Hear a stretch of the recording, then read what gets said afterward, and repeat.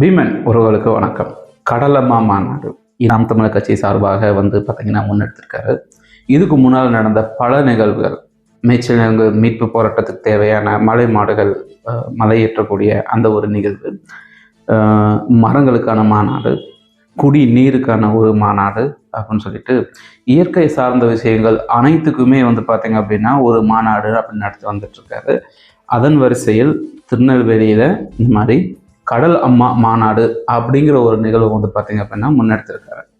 என்ன காரணமாக இருக்கும், எதனால் இவ்வளவு நிகழ்வுகளை பார்த்தீங்கன்னா மாநாடுகள் சொல்லி செந்தமிழன் சீமானவர்கள் முன்னெடுத்துட்டு இருக்காரு அப்படின்னு பார்த்தீங்க அப்படின்னா ஒரு கேள்வி முன்வைக்கப்படுது. மரங்களுக்காக மாநாடு நடத்தினால் வாக்கு வருமா?